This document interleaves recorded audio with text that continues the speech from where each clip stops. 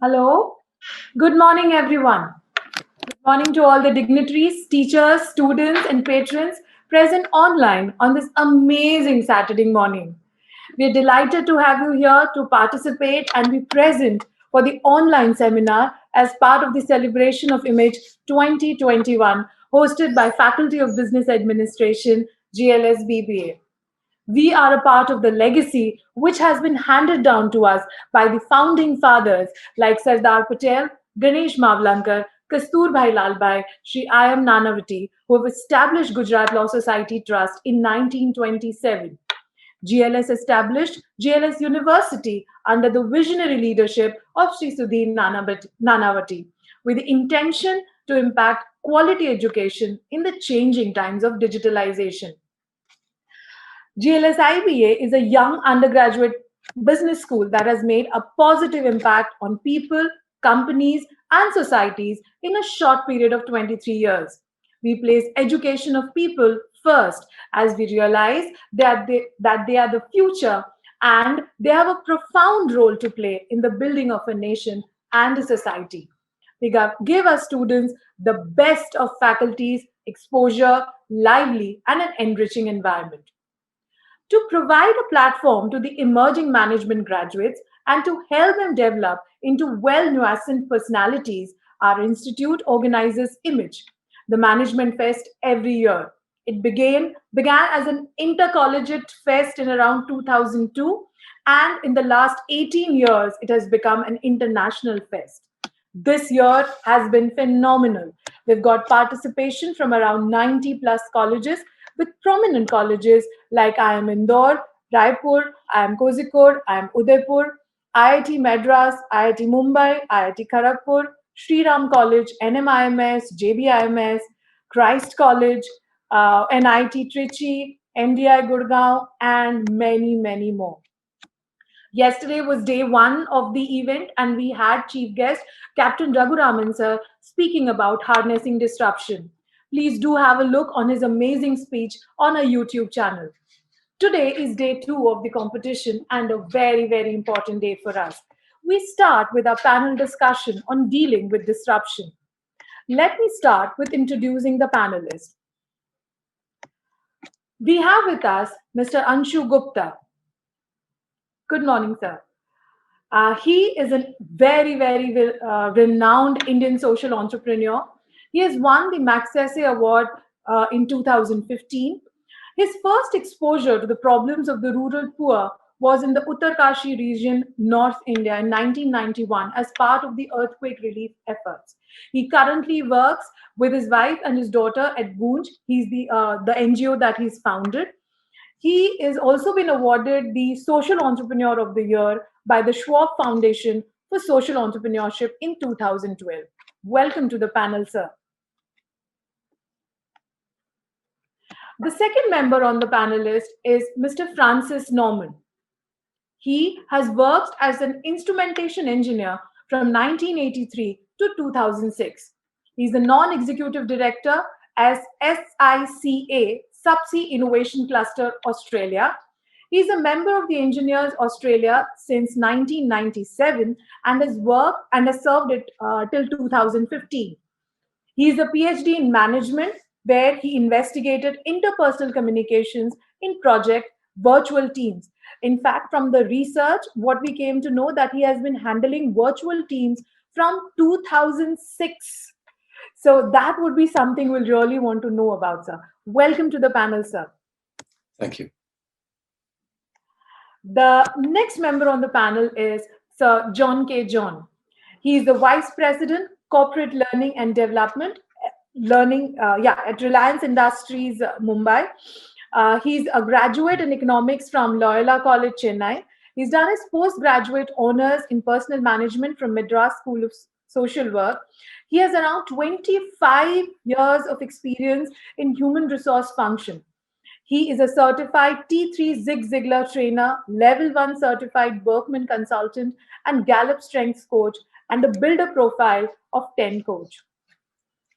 He has also got experience on, he's also trainer on making work work across cultures, and he has conducted workshops for clientele across verticals with close to 1,500 plus customer employees. Welcome to the panel, John, sir. My pleasure. And we have with us the amazing Jignesh Visavda. He's presently an e-entrepreneur and a mercenary writer. He was the VP and cluster programming head with Radio Mirchi. Then he worked as a national programming head for My FM, where he was part of several pioneering projects. He personally headed the team that discovered and launched Chingam Boy. Today, he follows his heart and he does a lot of social networking. He writes weekly food columns for Times of India supplements, teaches at colleges, travels around the country and abroad, and spends time with his family. Life lessons. I think this was something that I read about his profile and really loved. Was he always says, "Don't conform to the rules, break it." Right. So, sir, welcome to the panel. Thank you so much for being here. Thank you very much. That was great. Thank you. The three words that shall describe the seminar today are communication, communication, and communication. The outstanding heritage, engaging personalities, and an exciting atmosphere of disruption collude as a special background to this seminar. I have no doubts that we'll experience a range of emotions and hear about a range of practical challenges that our esteemed members faced and how they overcame it. But I hope that you shall interact with them. The chat box shall be open. You can put in your questions as and when you feel and would want to know more about it.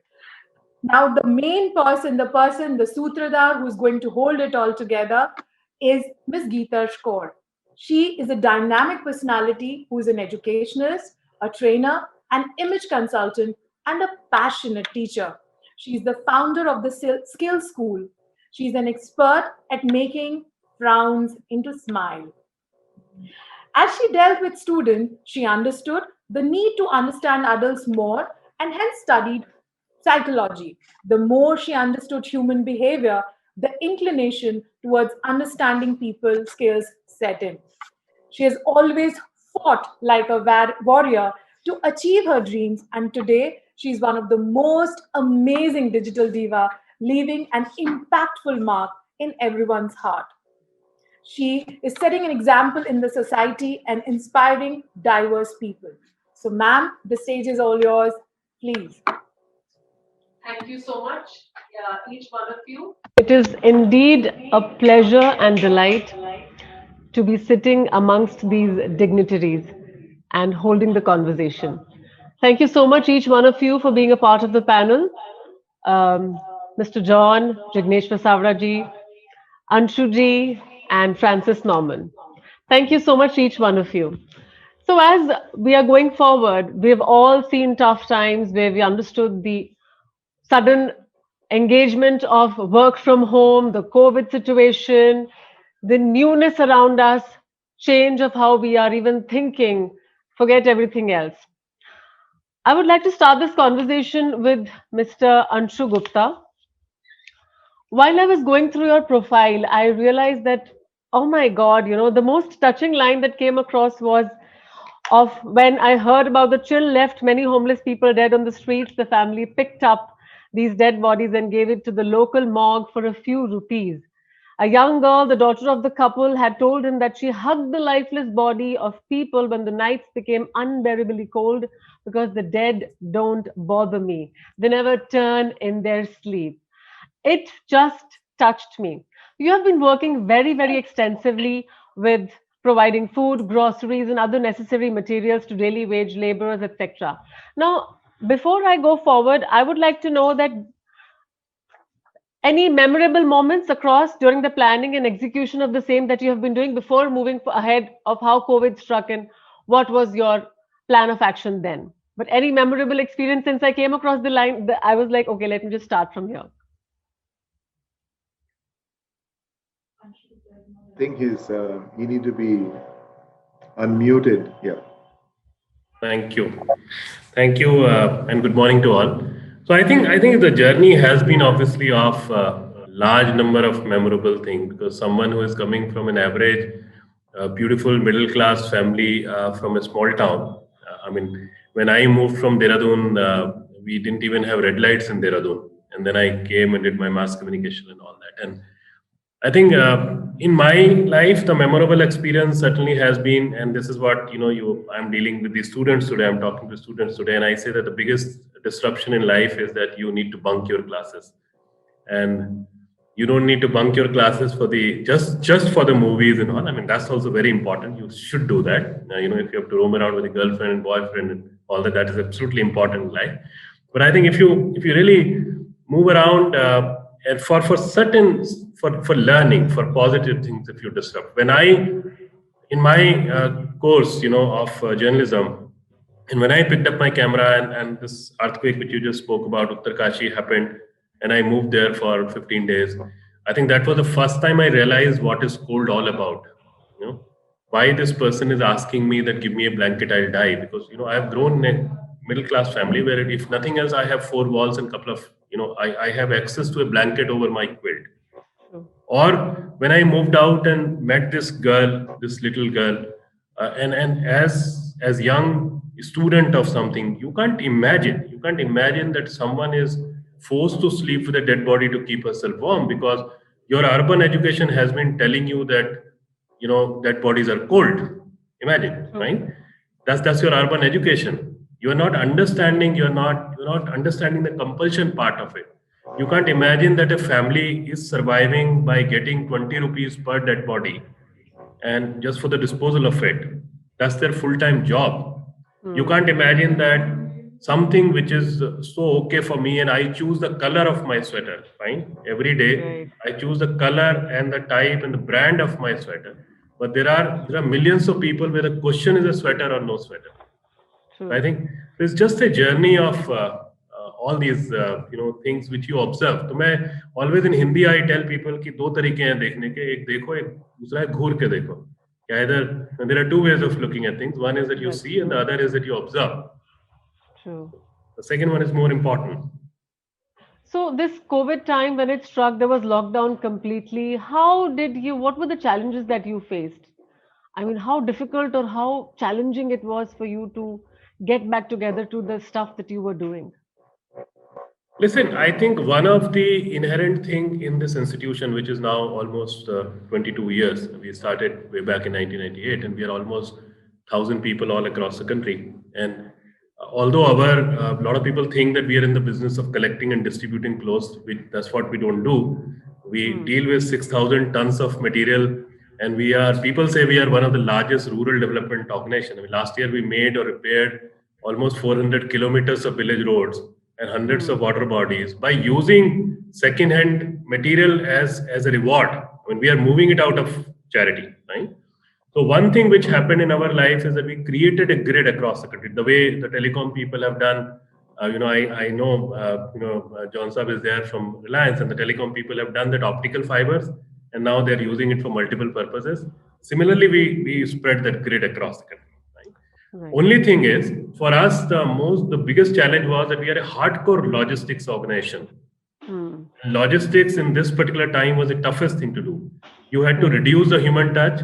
The transports was not working. Roads were blocked, and you have to process the material that way. And in the same era where you bring half a kg of potato or onion and wash it for half an hour, so that the virus doesn't come in your life. Right. And you're dealing with tons and tons of material on a regular basis.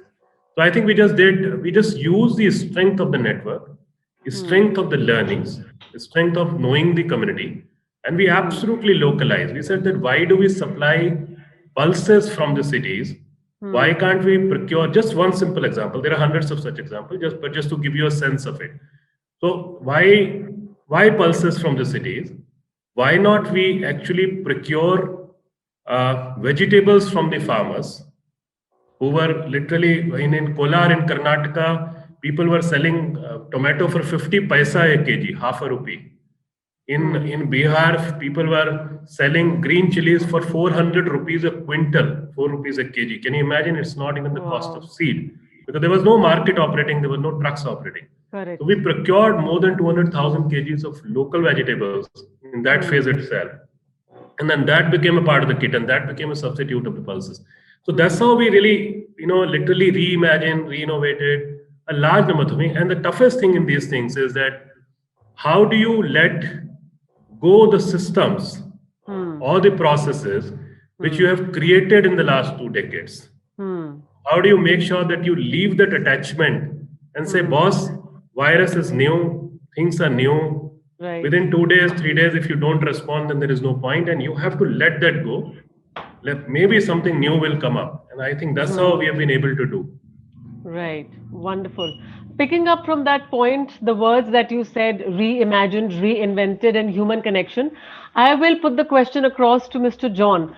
Now, online courses, what is the significance now? There is no human connection, there is no human touch. Children are just learning online.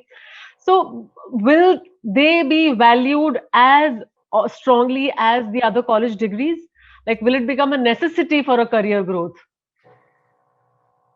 Yeah, that seems to be the order of the day. But like Anshu was talking about how things have changed, just to see one of my youngest daughter get up from bed straight away, sometimes even without brushing her teeth, putting her computer on and getting into an online program, has become a reality now.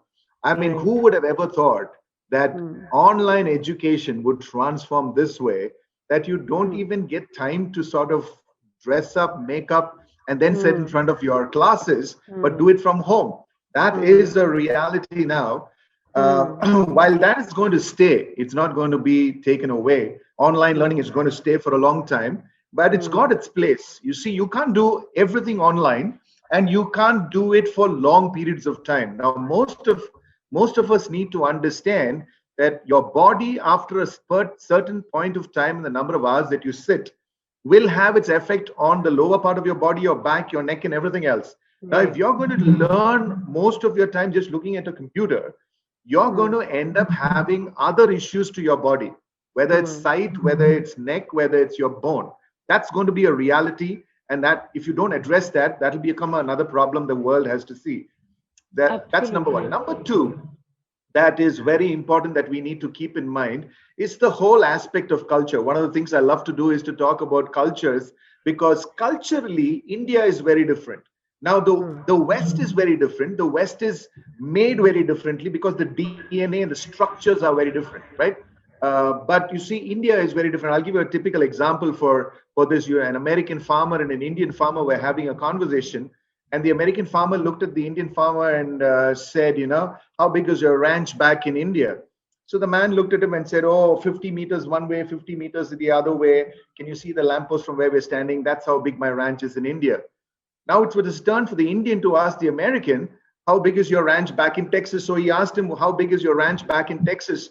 So the man looked at him and said, well, if I take my car early in the morning, even before sunrise, and I keep driving and I keep driving and I keep driving and I keep driving, even after I come to noonday of that particular day, I would have not crossed halfway mark of my ranch back in Texas. To which the Indian looked at him and said, I'm really sorry, sir, because I also used to have a car that used to go that slow once upon a time. Now, that is culture, right? Now, while you are trying to give one message, the Indian understood it completely differently, right? Now, if you don't address it culturally, there are going to be problems. So, number one, you got to understand that in India, relationships are big. What happened in the COVID? What happened in the COVID was relationships just got snapped. It just got cut, right? All of a sudden, everybody was asked to stay indoors, social distance. You're actually in a bubble. Don't even get out. That's the toughest thing for an Indian, because soon after that, you will have a lot of autopsies to be done. Because for an Indian, the energies come from meeting together. We are family driven. We are numbers driven. We need to be with people. All that is very important for us, right? But the West is evolved to be very different from us in the sense that they can work in silos. They can work alone. They can work all by themselves. They can do it all by themselves. No problem. They don't need too much of human interactions, right? And so the cultural difference between the West and India needs to be kept in mind while you're pushing the agenda of online learning, right? And the third point is online learning is fantastic when it comes to short courses. You want to help them pick up fast, get learning, get doing. very, very critical online learning, right? But if it's something that needs to be done for mass and it's for a longer period of time, online learning may not suit, right? It is going to be that much more difficult. Having said that, with the way technology is going, you will see a lot of disruptions. And I liked your tagline in terms of disruption. So I just want to leave one thing with all of us. When disruptions disrupt you, disrupt the disruption, right? Don't let the disruption disrupt you. Come out with things that will disrupt the disruption back again. And that's what Zoom did for us, right? Who ever thought sitting in India, sitting in one part of India, you will be speaking to somebody sitting in Australia, to Mr. Francis Norman, on the same window, and actually you can do this call. Nobody even thought of it, but somebody thought of it, and that is the power of Zoom, and that's the power of technology. All right. Absolutely. So you've got to know that it evolves, it will change, but you need to keep the cultural perspective as well. Correct. Talking about evolvement and cultural perspective, I would like to ask Mr. Francis Norman, the concept of work from home, virtual team, as Mr. John has said, that culturally Western era is more inclined towards working in loneliness or alone. They are more equipped with it. So what are your views on work from home offices, the new normal post-COVID era? How long will you think this is going to last? I wish I knew. I wish I knew the answer to that question. I'll pick up before I try and address that just on one phrase that Mr. John said there: social distance. If I could go back 18 months, a year, to when all of this COVID started, and whoever came up with the term of social distance, and just expunge that term completely, because the social part of what's happening from all of this is just destroying so many relationships and so many communities, from people being unable to spend time we're social. Right now we are, I don't know how many other people are on this screen, but there's 6 of you here. There's another 6 across the top. This is social. We are distant, but this is social. It's the physical distance that we needed to maintain for health, not the social distance. Sorry, I had to say that. So, virtual teams. Look, we've been trying. I think as societies, we've been trying to make virtual teams to make it more accepted and acceptable to work remotely, to use video, to use Zoom, to use whatever other technologies we've had, since we had enough internet capability to allow us to do it. But there'd been all sorts of barriers in the way. The other part that we've had, certainly I can speak from the industries that I've worked with. I'm originally from the UK. I've lived in Australia for 20 plus years. I've worked in many other places around the world, but we've typically evolved a workspace where people work together in an office, where you don't really mind as much what people are doing as long as they're there. You judge them by their attendance rather than their participation and rather than their output. And we've got that so ingrained in our business practices, in our societies, in our expectations of things. When people started to say, I can do this same work, I can work from home, I can work from wherever, I can work from another country, I can work from the other side of the planet. So many people in business just said, no, we just don't do it like that. We don't have the facility for a lady when she's taking care of a baby to be able to work from home. No, you can't work from home while you're doing that. You have to be home but not working.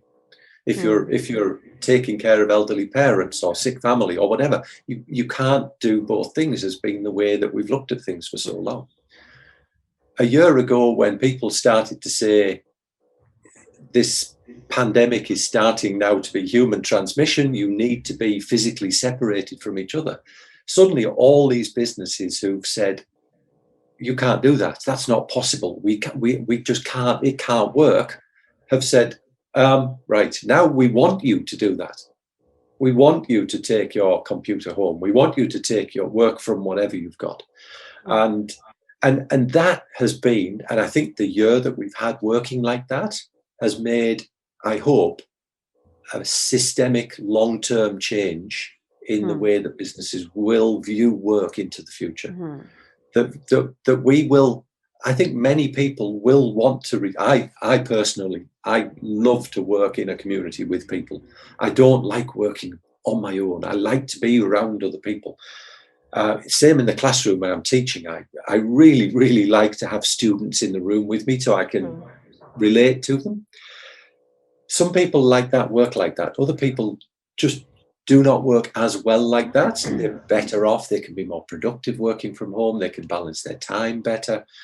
So I think we will stay in some form where we can have people move around and work from different locations and work and have people. So you hire them to work in your business and they can stay living where they are. True. You want to hire someone from Delhi to work in Australia on a project, they can stay there. They don't have to travel here. Right. But we then need to work out how we work like that. And we need to go back to our working practices and our processes in our organizations and our systems and our technologies. And fundamentally, we need to be better at trusting the people that work for us, work with us, and who we work for, to assume that they're doing the right thing from the start of when they work for us until whenever they choose not to. So I hope it's a good change. If there's one good thing to come out of all of this terrible disruption around the world, the fact that we can embrace this and we can adapt to it and we can use this technology for betterment of everybody, I would like to think would be the one good thing to come from all of this. True, that's true. I mean, like we've all evolved and understood the power of technology now. Picking up the thread from there, as you said, human connection, work culture. Mr. Jignesh Vasavada, travel and tourism industry was hit hard. Now, there has been a lot of changes otherwise in the past decade as well, but what do you think post COVID-19? What is the situation or how are things changing or will evolve with the travel and tourism industry?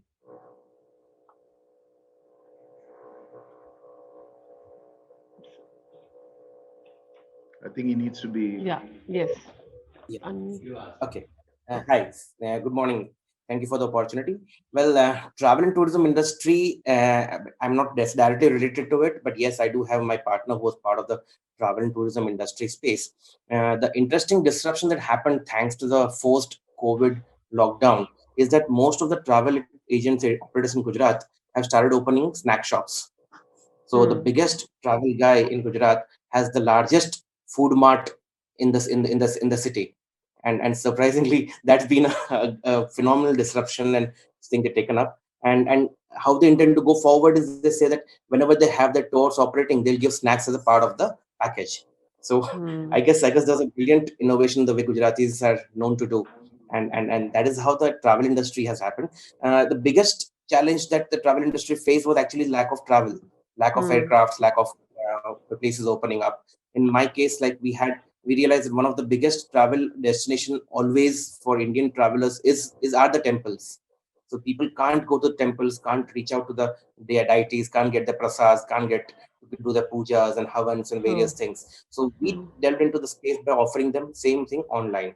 So we realized that by going to those places, they'll actually add to the virus, they'll add to the whole crowd, they'll add to the whole discomfort of people around them. So might as well sitting at home.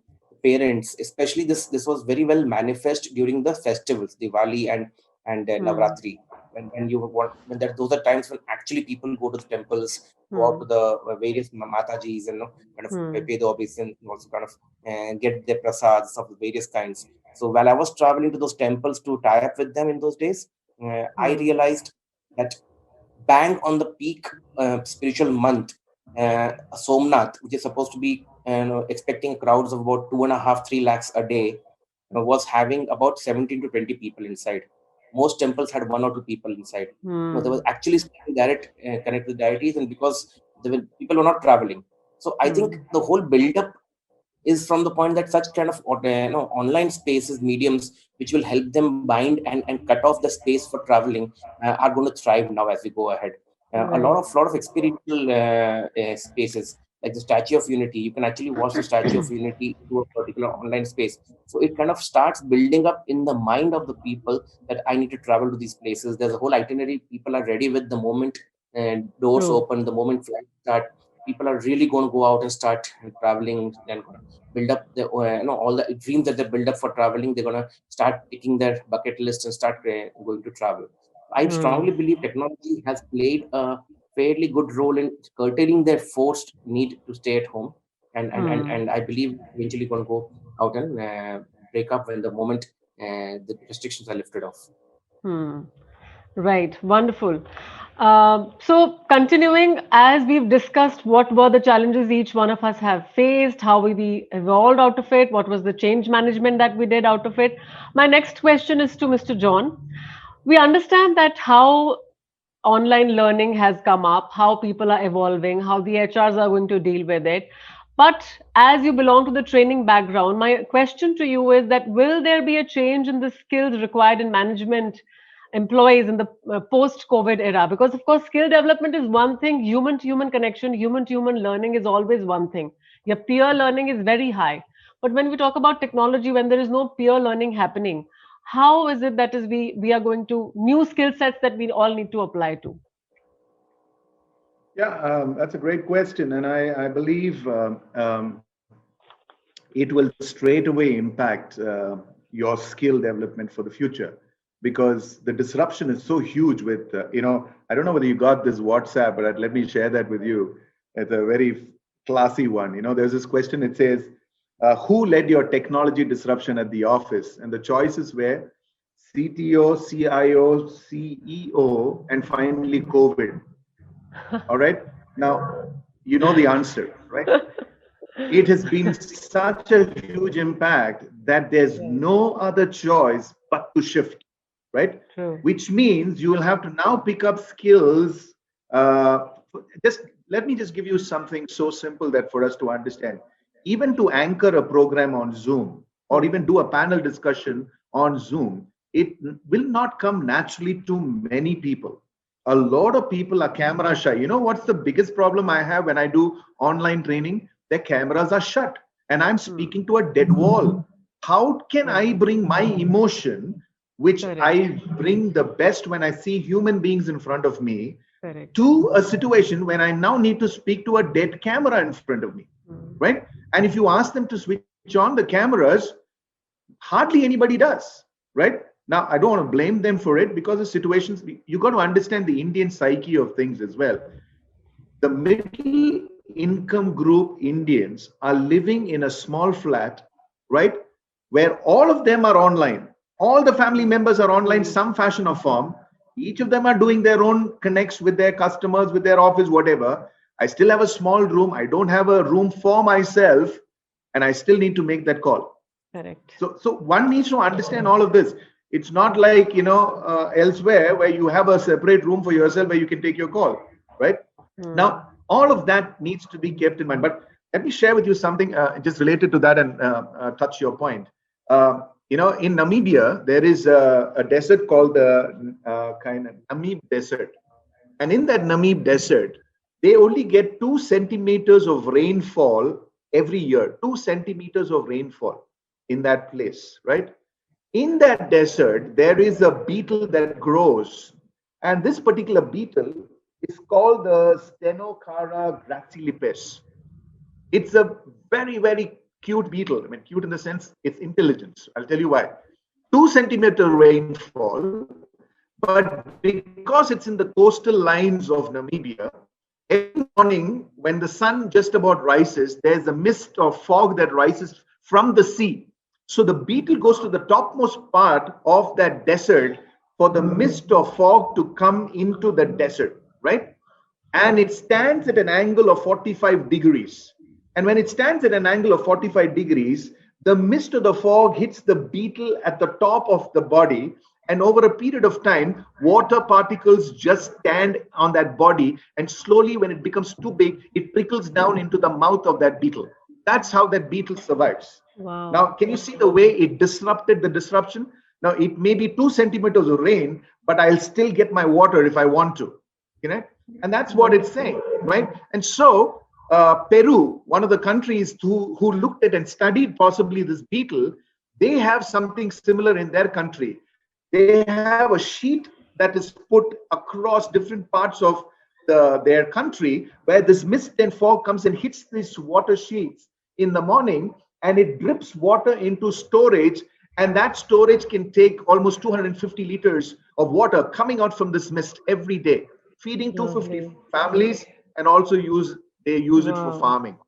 See what's happening here. This is what we need to do. So we need to adapt to our environment. The skills will change, and if you don't change, you will be changed over a period of time.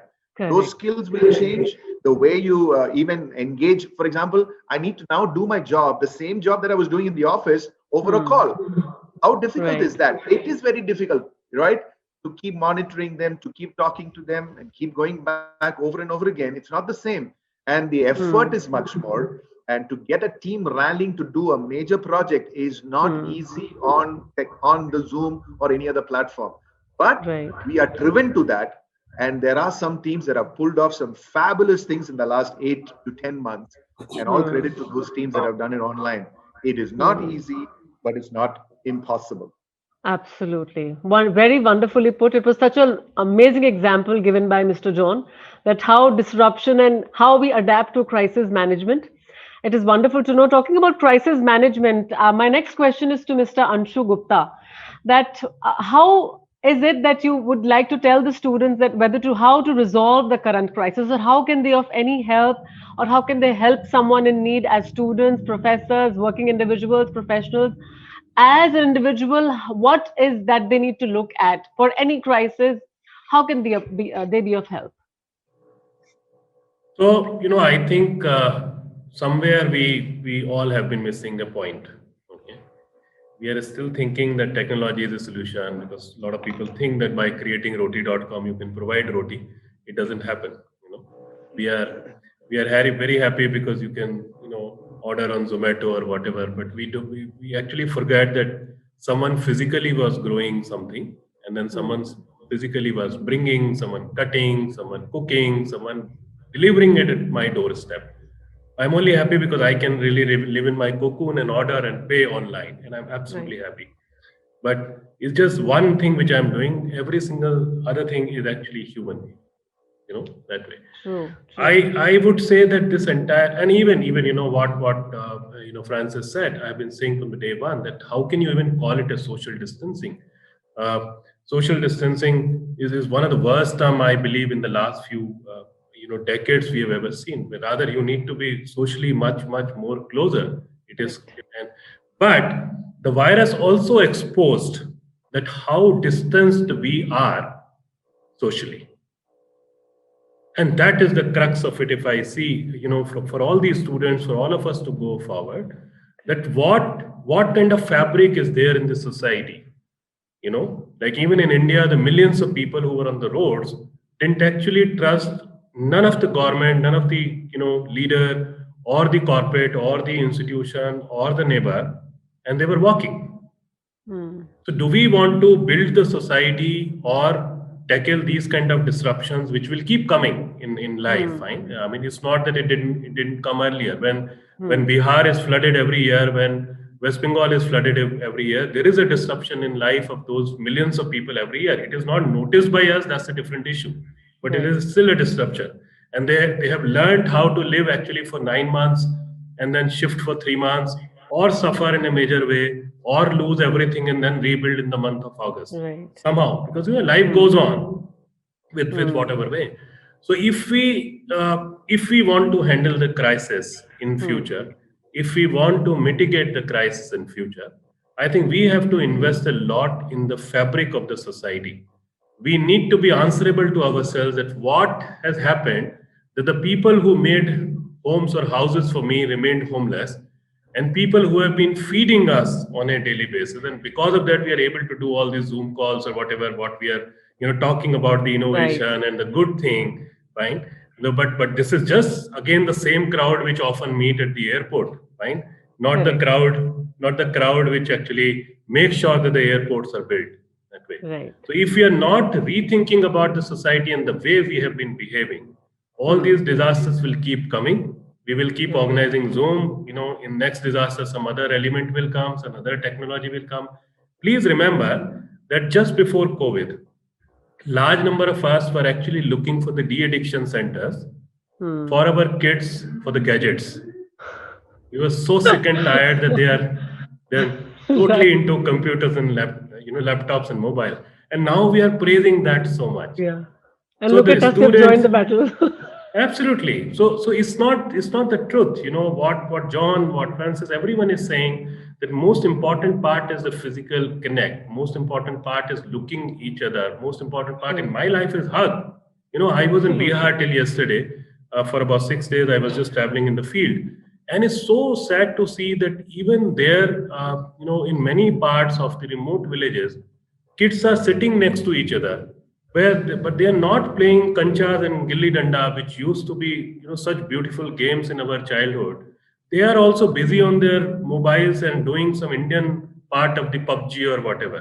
Huh. How, what kind of society are we thinking about, and what is PUBG and all these games are teaching you? There is one powerful man and there are other powerless, exactly what Indian movies used to show us.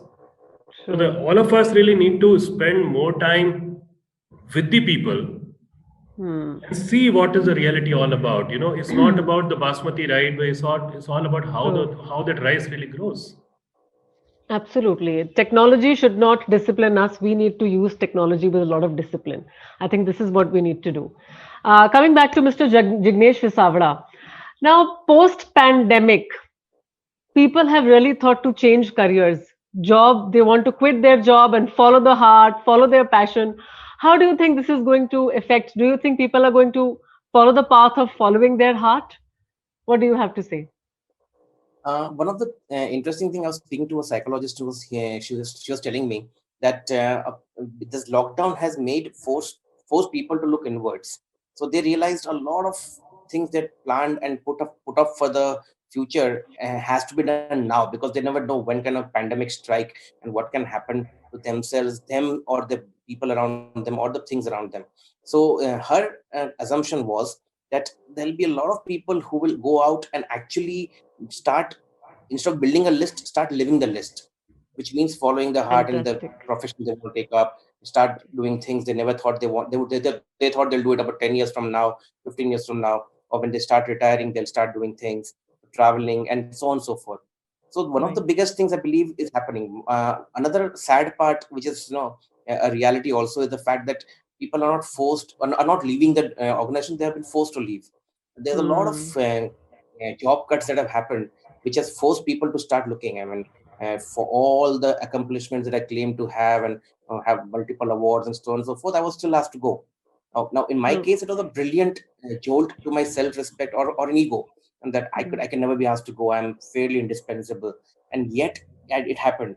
And this project that I've taken up, Tathastu Live, a spiritual technology adventure, was something I'd been conceptualizing for the past 4 years and wanting to do it and putting it off next year, maybe when the funds come in, and it's just started off. I realized this is the best time, and if this is not the right time, no other time will be the right time. Similarly, I've known a lot of friends who have actually, thanks to the fact that they've been asked to go, have started getting to writing, getting painting, getting into starting the YouTube channel, starting the podcasts. There are a lot of people who are doing that. So I think yes, it is kind of made people think, look inwards, and realize that there will never be a better time than now. No True. other business, nothing is. Initially, it was said it was no, things are recession proof, things are X proof, Y proof, but pandemic has made True. everything. Nothing is pandemic proof, including Correct. temples, be it food, even educational institutes. People would invest into schools, saying that okay, even in recession, people will still pay for recession for the Hmm. school studies, and yet they realize the Hmm. schools can actually be shut for months together and they can do nothing about Hmm. it. So in that Hmm. scenario, yes, there's a lot of push from people who are really now listening to their hearts more, and Hmm. most of them trying to pursue it, and then a lot of them are pursuing it. Fantastic. Fantastic.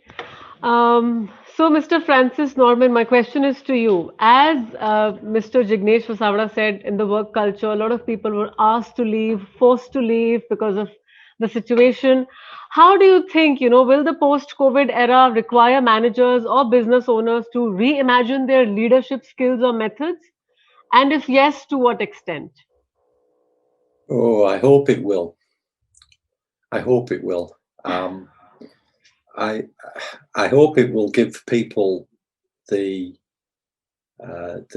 shock, if you like, and the impetus that they need to go back into, and I'll go right back to some of the early comments from some of the other speakers as well, that the culture is so important in what we do.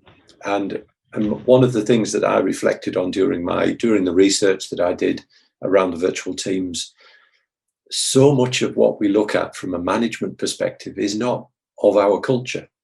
It's not of my culture. It's not of your culture. It's of a culture of another country that none of us sitting here actually are actually from. Most of the management material that we teach people comes out of the US. And it works, sort of, I think, in their country, in parts, but it doesn't work everywhere else. And yet we've been teaching it as though one size fits all, as though that one way to do things is the only way and the best way. So I would dearly like to think that when we get to the end of this, whenever that may be, let's hope it's soon, not late, that when we get to the point where we can go back to having physical interaction, when we can start to emerge from our confines, our COVID constructed confines, and we can get out and we can spend time together, but that we still have this flexibility around where people work and how people work and the times that people choose to work, that the managers and the leaders of these organizations, and I think a lot of it will come to the leaders of the organizations, and it also will come back to the people who teach the managers and teach the leaders of these organizations, that they need to look at life in a different way. They need to look at it and say, it's not all about the American way of doing business. It's not all about whether you met your financial returns for the last month or the last quarter. It's about what you invested in your people. It's about the quality of the work environment and the society that your business, that your organization is, and the society that organization is working in and supporting. We need to get, I think we really, really do need to get to that point. And I would dearly love to think that people, when we start to emerge from this, have learned a lot, that what they'd learned before is not all that they need to know, and that they can learn things through experience as they go forward, and they can change the way that they work, and that we can have real parity when we're working with people around the world. That we can work, as peers with people wherever they may be around the world in a much more flexible, much more open, much more collaborative, friendly, enjoyable way. And then, yes, we can then enjoy our lives a little bit more and be a bit more relaxed and a little bit less, hopefully a little bit less stressed, and take the time to care about our fellow humans as we're going along. Because putting COVID aside, we will have many, many more challenges after this that we'll all have to deal with. And we've just got to keep learning from them. Right. It was a fantastic discussion. I think if I sum it up here, I would like to say that it's important that we all start to reimagine learning, reimagine our skill sets. How are we going to redevelop ourselves in this age of technology? We should also be thankful to technology, for it is bringing people on one platform from across the countries, across the globe, which is one big advantage to all of us. But yes, finding our own rainbow in disruption, finding our own spark, and how we will manage the crisis, how we have to adapt to all the changes around us, and also how can we follow our heart to become passionate to whatever we want to do in our lives. So I think, yes, human connection is one thing which will never, ever can replace anything. Technology is never going to replace human connection, human learning, peer learning, collaboration. End of the day, we all belong to the animal kingdom. And this is how we are going to learn how to survive, fight for our skill sets, fight for our being, and yet be always imaginative and come across with new thinking skills. Thank you so much, all of you, for being a part of the show. I'll hand it over to Ms. Vinita. Thank you so much.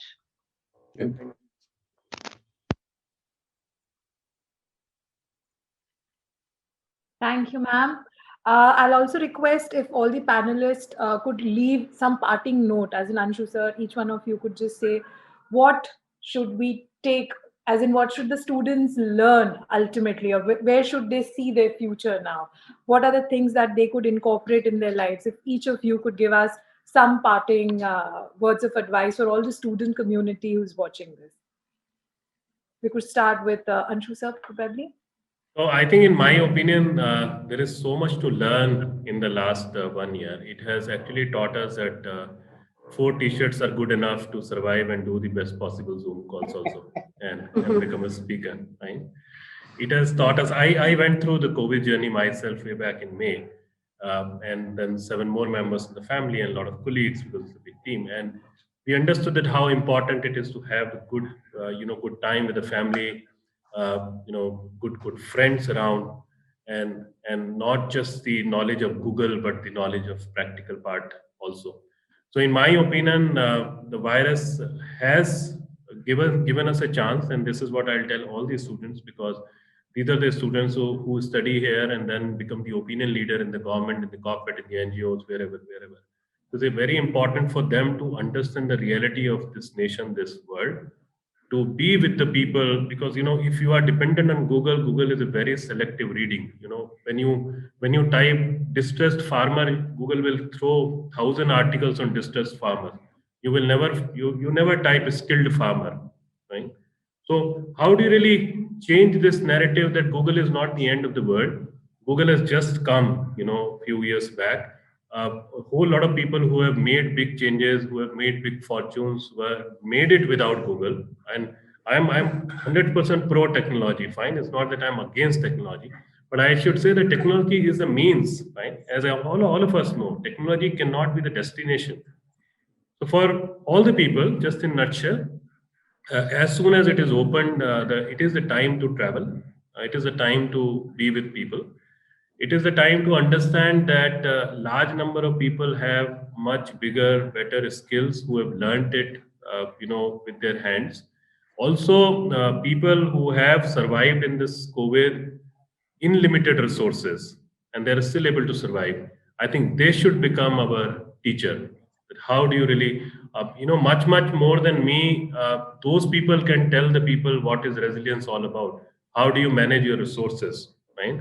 How do you really deal with those disruption? I was still very lucky to have my resources, a pakka house, a separate washroom when I was going through COVID. I was not forced to go to a nearby government hospital. And the last part, every single thing which as a society we ignored, and I am taking students as fellow human being, not just as a student. So every single thing, right from the public health center to the ASHA workers, to the government hospitals, to the municipality worker, every single thing which we ignored worked.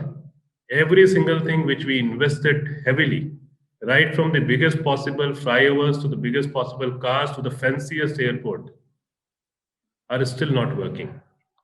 I think that's the learning which we all need to understand, that micro matters. And if you have to reach macro, do the macro level thing of micro things. The small really matters. If we ignore that, create the best possible infrastructure in terms of, 3-lane flyovers and 4-lane flyovers, and, all the airports, everything is stopped. Everything, you can have 3 cars standing in front of you, but you are forced to remain inside your home. And the person who is coming on cart with vegetable, who has just 4 wheels, no engine, is much more important than your fanciest car. Thank you. Thank you, sir. Can we have parting words from John, sir? All right, so just trying to put down some notes so that I don't forget mentioning them. Number one, I think somebody made this beautiful comment. There are 2 important days in your life: the day you were born and the day you realize why you were born. All right, that's very important for us to understand. Number 2, everybody born on this planet comes with certain strengths or talents. It's up to us to invest in them. Am I audible? Because I'm just getting disconnected on the network. So all of us have some talent or not. Everybody on this call, whether you know it or not, you have a talent. The question is finding out that talent and investing in that talent is absolutely critical. All right. And so you got to understand that each of us, sometimes we look at somebody else and say, wow, I wish I could be that person. Forgetting that God has made each of us unique and wired us with gifts and talents that you already have. You don't need to look at somebody else. You already have them. The question is, are you looking at yourself so hard that you can actually look at those talents and invest in them? So I would encourage young people to understand that they have talents, find out what their talents are, invest in it, because the natural way of getting to be successful is when you invest in your talents. Thank you.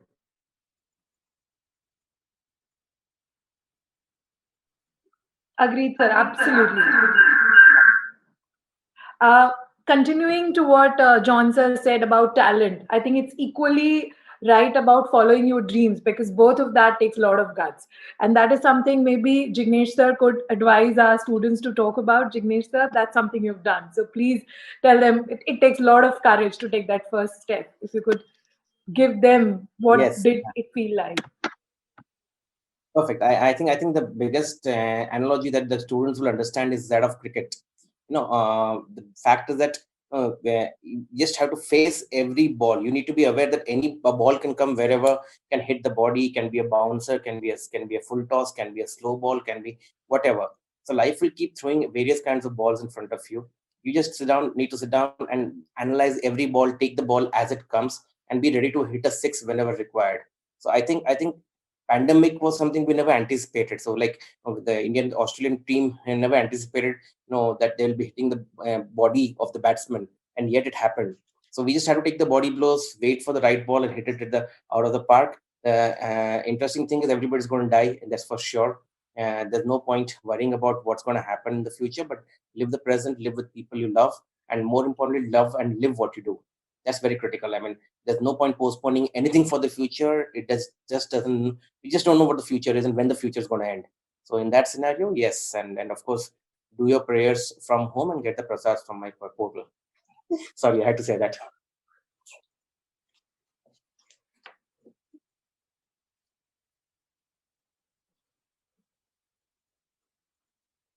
Mute.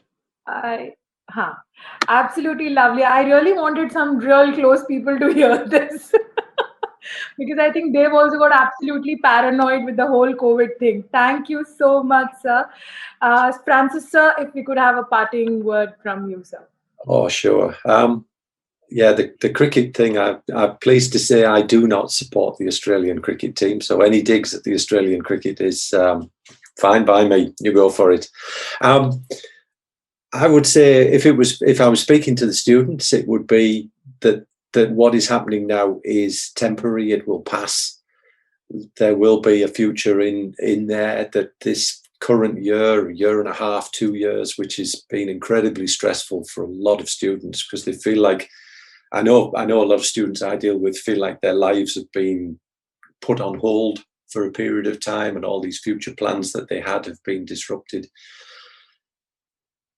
Everybody's in the same position. So your future will be what your future is. It will be maybe different from what you planned it to be. Maybe when you come back after all of this, you'll have spent some time reflecting on things and think, oh, well, I actually want to go in a different direction now. I've thought about my life. I've thought about where I want my life to be. I want to travel, or I want not to. I want to maybe stay at home rather than go and work somewhere else. Maybe I can use some of this technology to let me have the life I want rather than have the technology force me to have the life that I think I want, because that's what I see others having. So I think I'm an optimist in so many ways, that this will pass by. It's not been nice. It's not been pleasant for people, but it will eventually pass by. We'll get back to having opportunities in our future where we can be a little bit more open. We can move around. And we've been so fortunate. Western Australia, we've had very, very, very few cases, fatalities.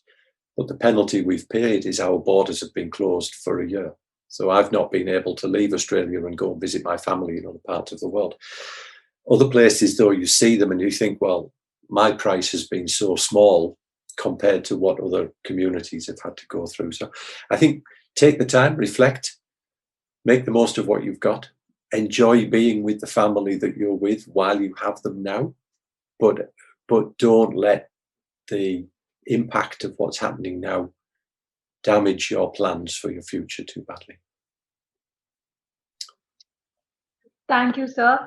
Now, I would like to request Director Dr. Shefali Dani to please give her thank you speech to all the panel members. Thank you so much, Vinita. Good morning to all the panel members. Myself, Dr. Shefali Dani, on behalf of GLS University, express my sincere thanks to all the panel members for sparing your time for the panel discussion and sharing your views on the theme Harnessing Disruption. A big thank you to Anshu Gupta sir for emphasizing the fact that disruption can be handled better if the social fabric is strengthened. Technology should not become master while countering disruption. I must mention our deep sense of appreciation for John for his explanation of disruption to be addressed culturally and to find for everyone why we are born. Further, we are grateful to Dr. Francis Norman for demonstrating how education cannot continue without students permanently. I may like to express our sincere thanks to Dignesh Vasavda for highlighting the fact that prompt response to disruption enables one to handle it effectively. At the same time, sir, you are absolutely right that one should live in the present. I also wish to express my gratitude to Gitarsh Kaur for moderating the session so nicely and so smoothly. Thank you, ma'am, for being a moderator for us. Overall, panel members are agreed on the importance of physical connect. All of you have suggested that disruption can be handled effectively when social, cultural, and psychological dimensions are taken into consideration. Our students will be greatly inspired by the ideas you dwell on the insight you shared. I am grateful to all panel members. We thank you for being with us this morning. It has been a great pleasure, and I would like to, or I wish that in future we all can meet physically in GLS University campus. Thank you all. Thank you so much for being with us.